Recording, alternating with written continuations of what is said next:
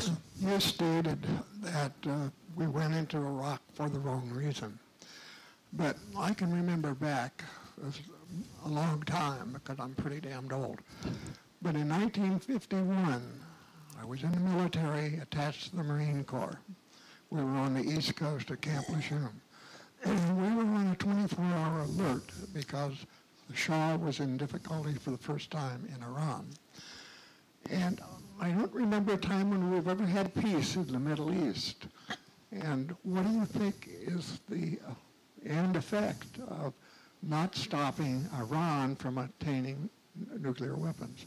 Germany and France and England do not seem to be as concerned as we are, and I think Israel is at the greatest risk.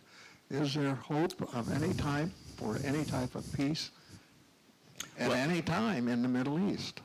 Well, I think we have to back up and take a look at what are the precursors that are necessary to be in place to create an environment and a climate within which those ends are more likely to be achieved than otherwise.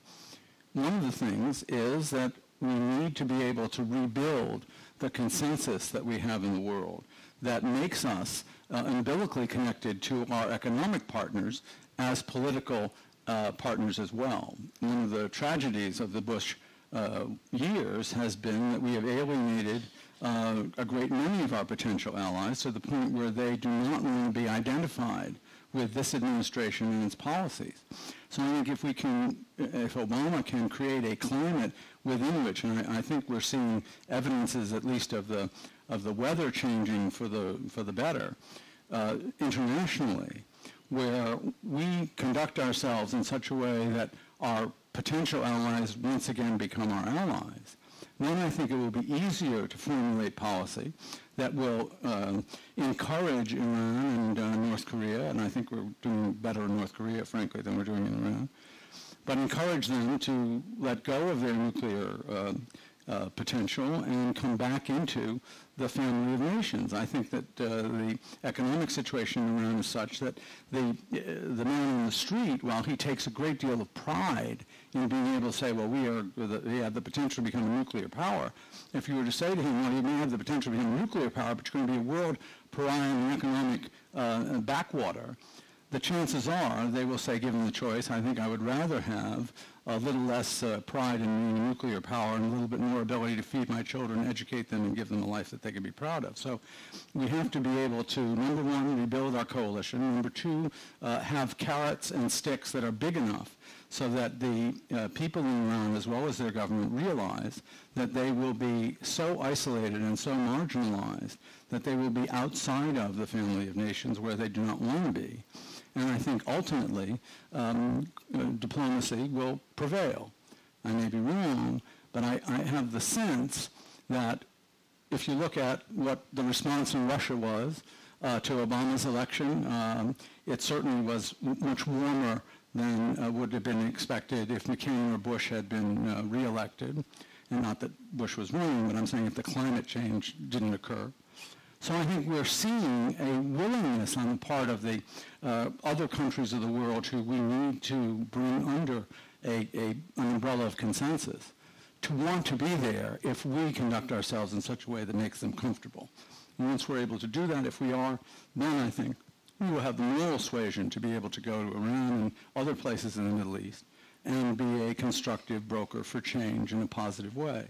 Whether we'll be able to achieve peace there, I think that is really based on the will of the people indigenously. If we are not able to develop a sense within the region of seeking peace, there is really very little we can do to force it on them. Upstairs here in the center. Yes. First of all, I think all of us in the audience really need to thank you. We've learned so much from you this morning. We could go on all day. Secondly, I'm in the center of the auditorium, and that's where I belong. And third, despite the fact that the shirt that I have on is really made of bamboo, I have a question about But it's China. pink. Oh, no, the fire line is pink. I'm sorry. Here's the question. We have learned from our readings and what we hear from the pundits that China has invested so much money in this country that they could determine our policy and conceivably cripple us or what have you.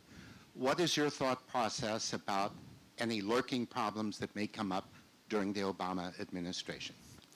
Well, bear in mind the ability of China to hurt us is not one-sided. It's a suicide pill for them because we are obviously a huge market for them, and they are, in fact, holding our debt to lend back to us to give us the ability to buy their products. I had mentioned in my prior lecture, if you missed it, that on any given day, everyone in this room has touched, felt, bought, used a product that was made in China 35 times. The average individual, even in the industrialized coast of China, is lucky if they touch an American product once a day, if not once a week.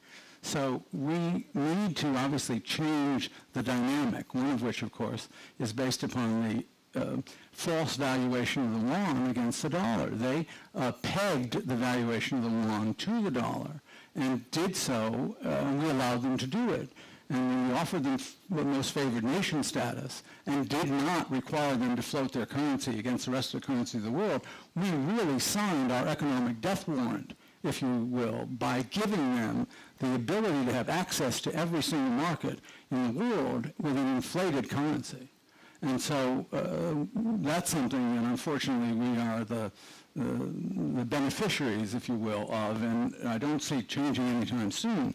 The one thing that I do see changing is the fact that as the economic power of China grows, as the intellectual power of China grows, their need to be integrated into the world economically and otherwise, if not politically, is such that we can be relatively safe, that they are not going to do anything that will be inimical to our interests.